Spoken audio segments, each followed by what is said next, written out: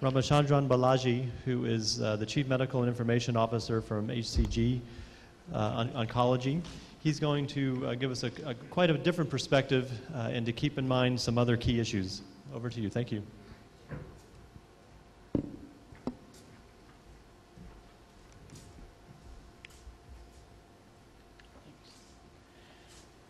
Good morning, ladies and gentlemen. Congratulations to those of you who made it through the traffic today. This is a very difficult topic to talk about. The sheer amount of data available to talk about, and you have heard a lot of it yesterday. The intellectual, clinical, technological prowess in this room and across the nation becomes a big challenge as to what can be said new. And while I was on my way here yesterday in the flight, it was constantly on the top of my brain. What do I say that people haven't heard or will give a new perspective to things? And as the chaos grew, it became increasingly stressful. Until on the plane, I met a very senior gentleman, professionally very senior, who was head of a very large global technology company. He was sitting right next to me in economy class, and we shared a common childhood in Mumbai. We went to the same college. We just found out literally on the plane. And as we shared childhood memories, it became very clear that in the midst of all this chaos, two things came out in that conversation which actually drove this presentation today. That in spite of varied capabilities, varied positions, the easiest way to connect is to go back to our roots, to go back to simple roots, number one. Number two, as a result of that conversation, it also emerged that there was a time when we were very, very clear about basic principles, non-compromisable basic principles. And in our own generation, between the two of us, as we talk through our lives, we realized that has become muddled, even to ourselves.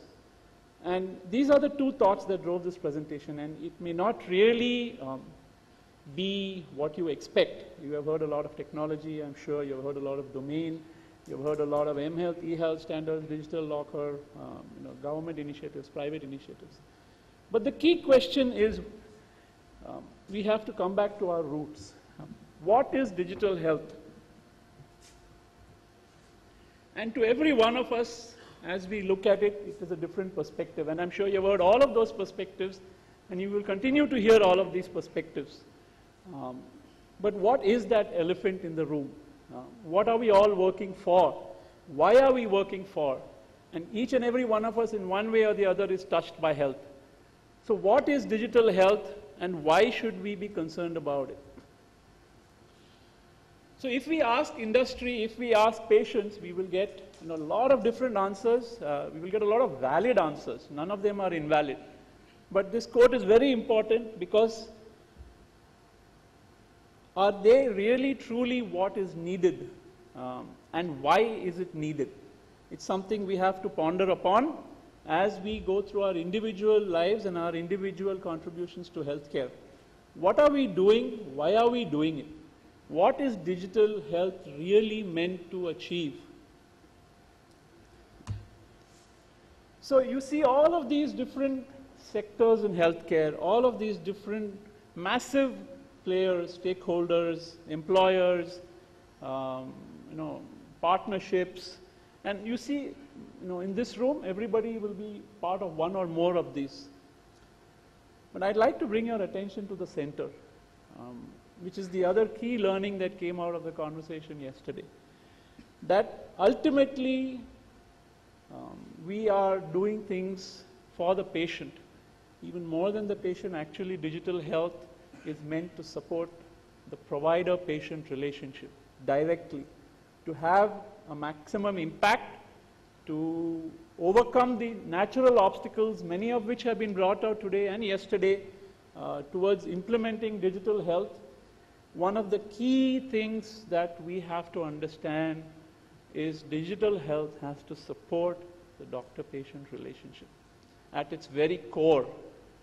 If we neglect that, and it's very easy to neglect that because we are all doing good work, we are all doing work with each other, but we may lose sight of what is at the core of it and why is it really important.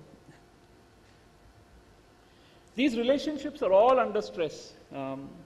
Providers are becoming very competitive, patients are becoming very demanding, everybody is talking to each other, but nobody really places an individual doctor-patient relationship under the scanner and tries to support it, because it's a very, very difficult task. A faceless disease, a faceless population, a faceless set of citizens, a faceless set of industries is easy to deal with. But when you have to tailor solutions to the varied biological needs of each and every one of us, then the problem becomes so huge that we tend to slide it under the carpet. And then we wonder why technology solutions don't succeed, why digital health is so difficult, why IT cannot be implemented in healthcare the way it is implemented in the airline and the financial industries. So, bottom line, it is the relationship that's the elephant in the room. It is the relationships that we have to target as part of digital health. And there are all these fundamental types of relationships at the core. So we widely swing between service providers as God and patient as consumerists. And going back to what it used to be before the advent of this huge technology wave, the relationship was one of partnership. For a very short while, in the early 1900s and up to the mid-1900s, the relationship was a true partnership between the service provider and the patient. That has now moved into this diagonal God factor versus consumerist. And we really need to support this partnership model of the relationship with digital health. Where do we have to reach finally? We finally need to have predictive and proactive healthcare management for the individual. It's a very customized approach.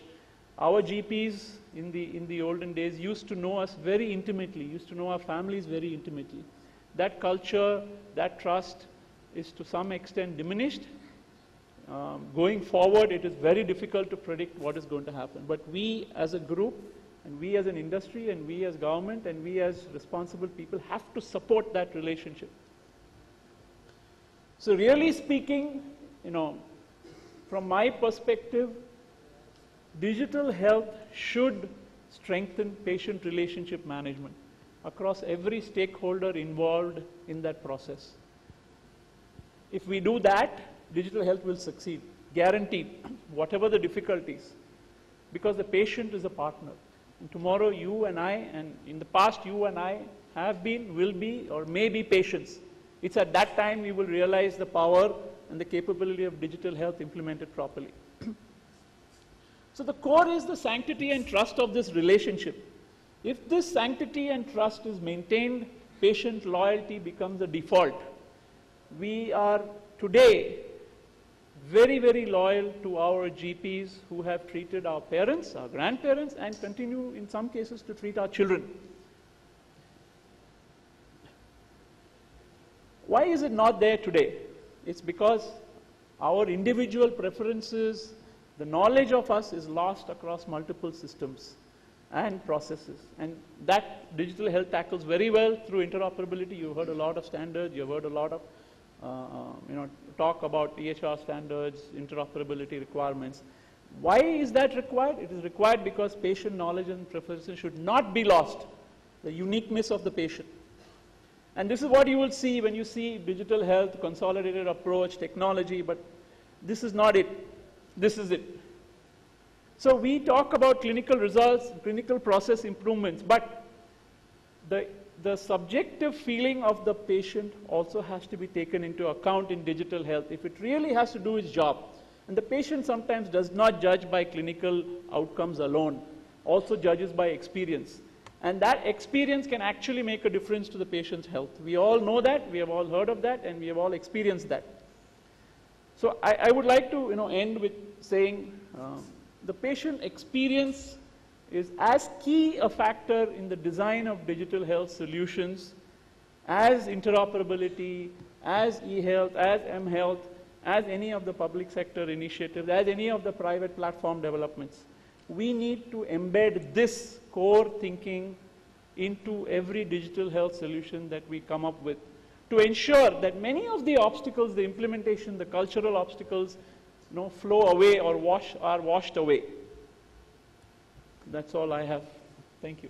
Wonderful. Thank you very, very much. And reminding us again what digital health is all about. It's about health and the patient and provider experiences.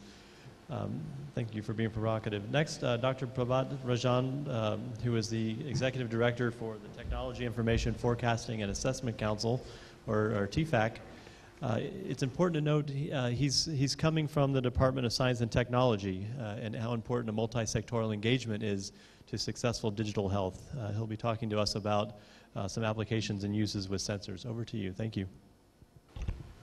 Good morning, ladies and gentlemen. Before I start, I just want to mention that way back, 20 years back, under Dr. Kalam's chairmanship, we had released Technology Vision 2020. Dr. Kalam expired just a few days back. Now we are ready to release Technology Vision 2035. This is a document being followed by 12 sectorial roadmaps, including healthcare.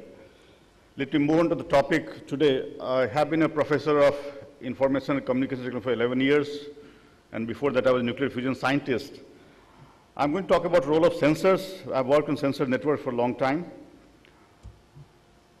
The ICT in general refers to any device or system that allows storage, retrieval, manipulation, transmission, receipt of digital information. But if we add generation of information and actuation based on that, that's where the role of sensors and actuators comes in. If you look at healthcare system, the doctors have used senses, our human senses, to diagnose medical conditions in time immemorial. And then medical diagnostic systems based on sensors started to supplement this, and slowly it has taken over. And now the sensor technology, which is undergoing revolution last decade, things like MEMS technology, micro-electromechanical sensors, have become so small that we hardly see them. All of this is changing the way medical diagnostics is going to work. I'm going to focus a little bit on my own work, which is basically to develop assistive technology based on sensors. The first work I started doing was trying to help those people who do not have finger movements, the restricted finger movements. How do they operate a TV, for example? So we started by monitoring hand gesture and using hand gesture to operate TV. For example, TV channel goes up, TV channel goes down, volume goes up.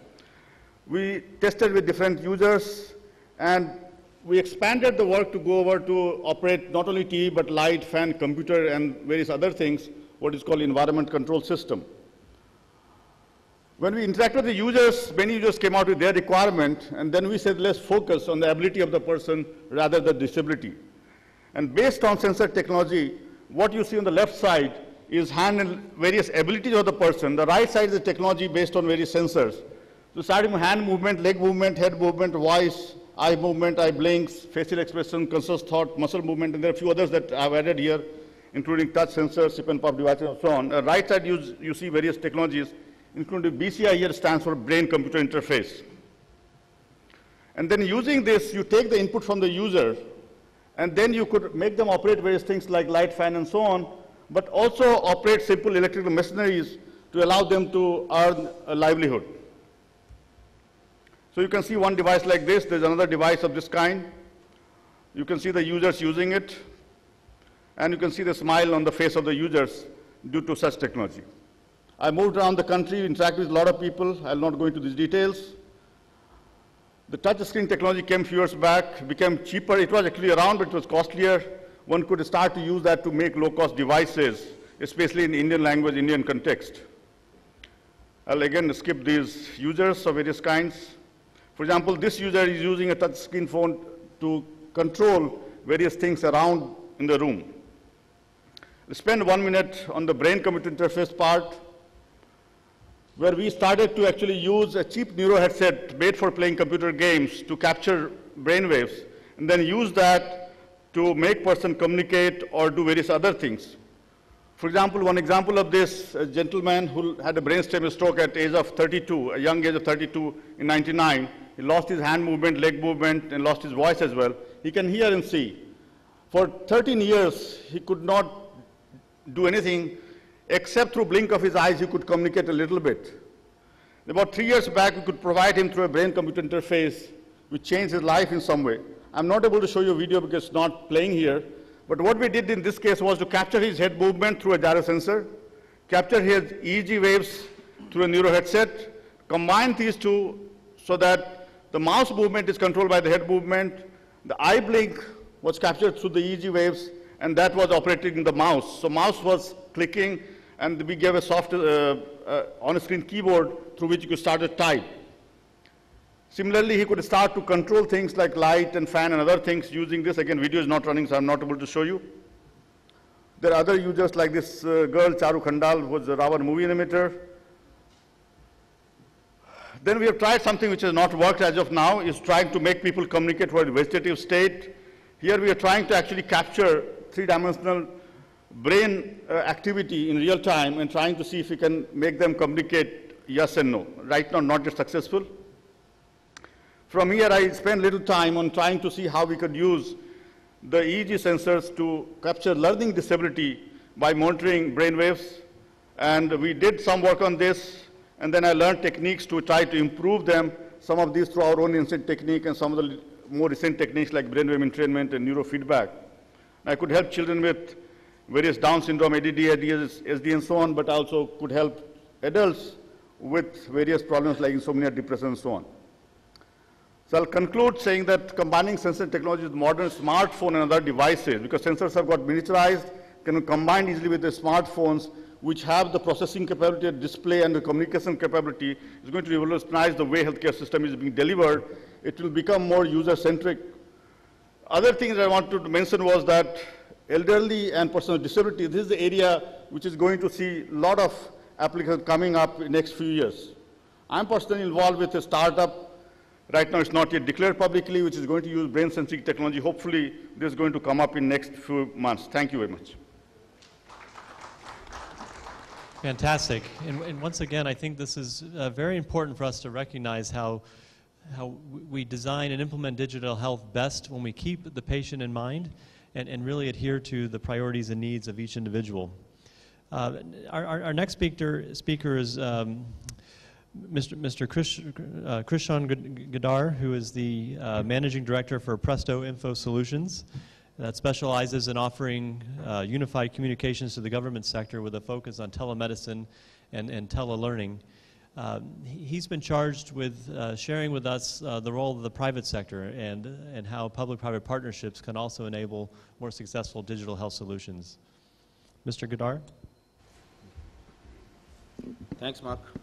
Very good morning to ladies and gentlemen. You'll be slightly surprised about the topic. Actually, we were discussing with Mr. Rajendra Gupta around a month back. So he told us that, why don't you talk about your telemedicine solutions? As Presto, we specialize into unified communication with focus on the government segment, which includes the tele-education, tele-justice, and telemedicine. But then, during the discussion, it came up that last 7 to 8 years, we have been showcasing our solutions to various e-health forums, and I'm yet to see a person who has not appreciated that particular solution. But even today, I don't see the success of that particular model in any of the places in the country, though there are certain pilot deployments which have happened, but not a major scale, which is actually the need of the hour. So then we came up to the agenda why it is not happening. So let's try to work out a business model which could be workable in the e-health to take forward this particular initiative. Then we came out with the PPP model, which is one of the probable models which can take it forward. But the thing is that there are no major rollouts which have happened in the PPP in e-health. So let's try to see what is PPP and how much value it can add. PPP, how it started is almost around 20 years back. People started that government has got limited funds, and in any developing country, we need to have more funds so as to invest into the infrastructure. Couple of years back, there was a report which was released that in case India has to grow at a GDP of 7 to 8%, there is an investment of at least $400 billion which is required into the infrastructure in the next 5 years. If you see some of the statistics released by Department of Economic Affairs, till today, in last 20 years or so, there is a total investment or the projects which has been committed, which is to the tune of around 9 lakh crores, which amounts to almost around $150 billion.